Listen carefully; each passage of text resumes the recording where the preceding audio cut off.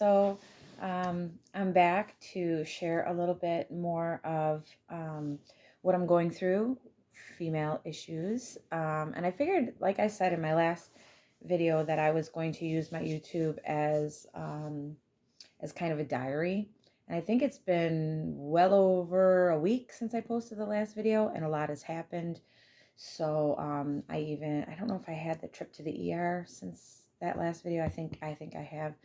So I ended up in the ER because of these complications with my monthly, which is why I'm having the surgery, because it's just been on and on. So I'm just gonna start. I'm just gonna start wherever I feel and go. So like for me, I got my period when I was 12 and a half. I remember it vividly. I just remember that. I remember writing it in a little blue diary I used to have, which I don't know where that's at now, but and I remember my monthly was always extremely heavy. There was times where I couldn't go anywhere. And back in those days, we didn't talk about balancing hormones, eating clean and healthy, none of that good stuff. I mean, I didn't even start eating clean and healthy until I was 44, and I'm just going to be 48. So, I've learned that there's a root to every problem, and if we don't get to the root, we don't solve the problem. With what I'm going through, I have fibroid tumors. I have a cyst on the ovary. I might have mentioned that in the last video. And then now I'm having unbalanced hormones, which are causing thickened endometrium, which cause me to have very heavy and unpredictable periods. And I pretty much feel like I've dealt with that my whole life.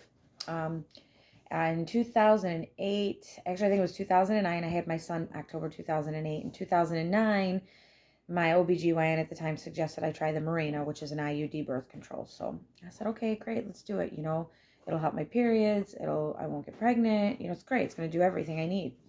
And so I got it. And within months, I started having anxiety, depression, fear, mood swings, and everyone blamed it on the baby blues, that I was going through that stage.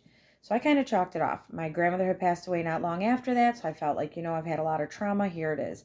This went on for years and years and years. Heart palpitations, a lot of BV, which is bacteria vaginosis.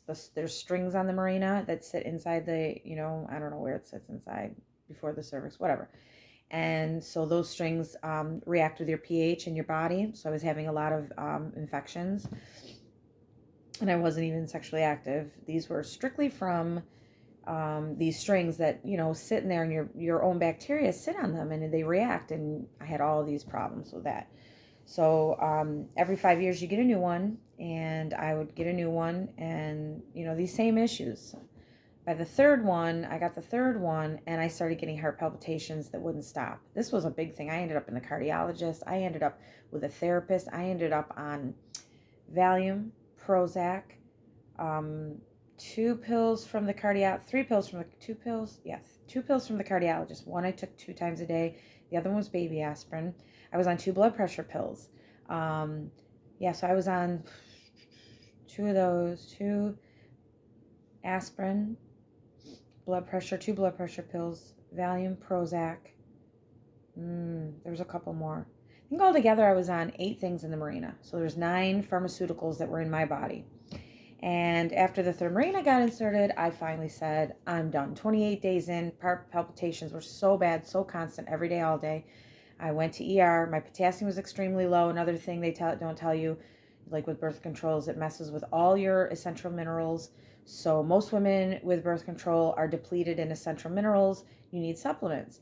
So my doctor's like, oh, your potassium's low. We'll just watch it. Do what? Whatever. Now that I know, I was so livid with her. Anyways, ended up in the ER. My potassium was really low. They gave me these big potassium pills. I started to feel better. Potassium works your muscles. Your heart's a major muscle.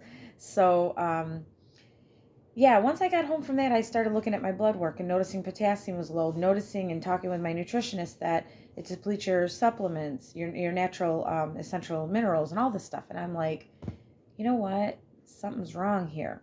So I decided to get the Mirena out, and I was discouraged because it was helping my periods, but really it wasn't helping my periods. It was stopping a problem.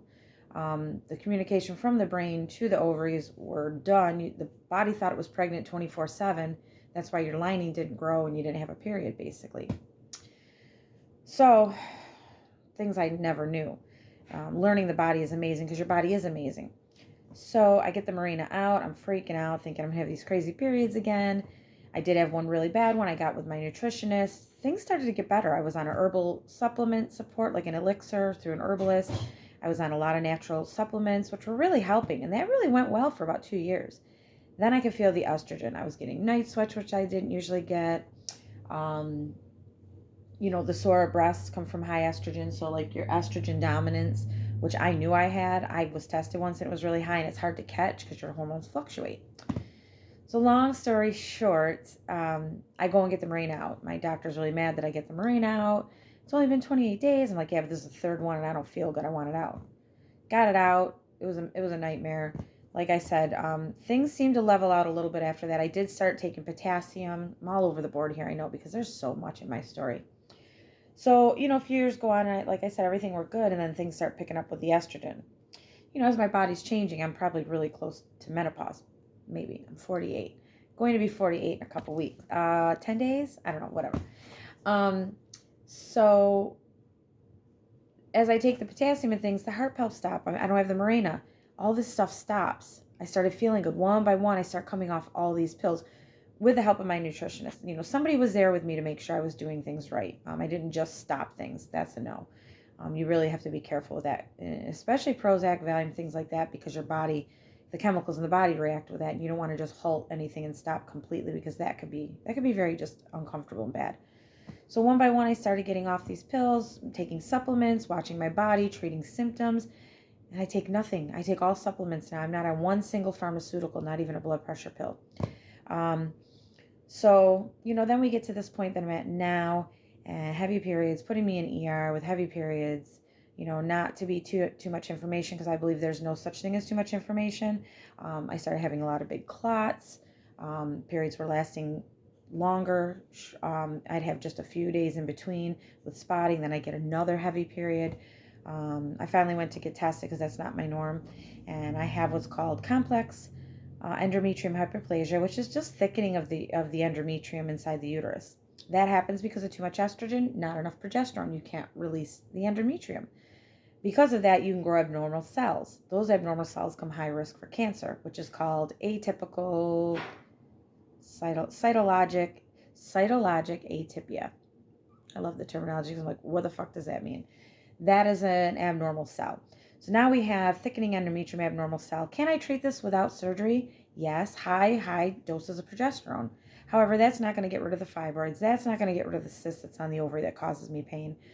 And so with all that together, I've decided to do a hysterectomy. I went and seen a surgeon, and I want it out. I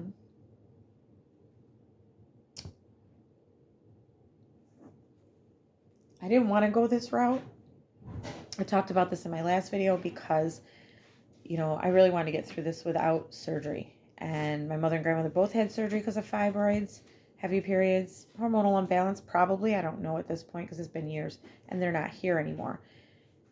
I don't want to deal with this anymore. I feel like I can't get rid of the fibroids. Have I eaten good and they've shrunk a little? Yes, I have reports of that, even the cyst. But with the abnormal cells, and I know this can be reversed, I just don't want to fight it anymore. They do this robotic surgery now, where they go in a few little incisions in the upper abdominals here under the breasts, and remove the uterus and everything and take it out vaginally.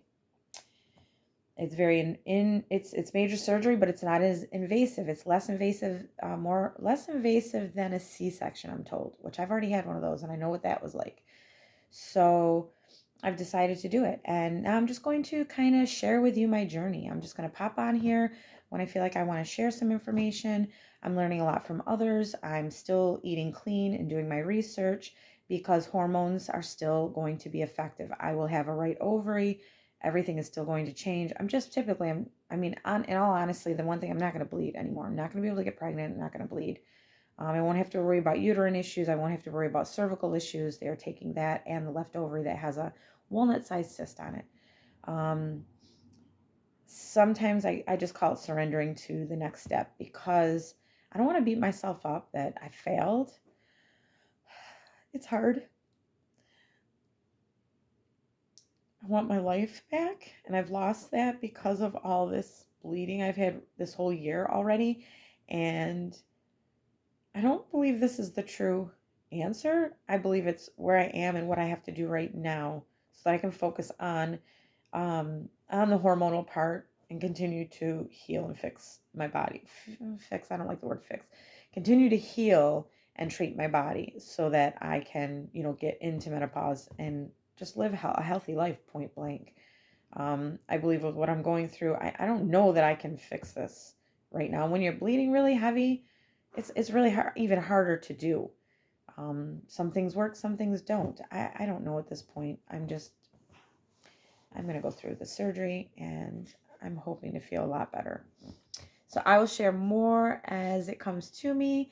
Thank you for tuning into my channel. I hope that my journey will inspire others. I hope that things that I learn will help others. And I hope that if there's anything you'd like to share, that you will post with a comment and I can talk about it at the next video. All right. And I hope you all have a wonderful day, and anything that you're doing on your journey, just believe that you're making the right choices, because at the end of the day, it is all about you. It's about what you can handle, what you can go through, and where you want to be in your life. And that's where I'm at too. So take care and thank you again.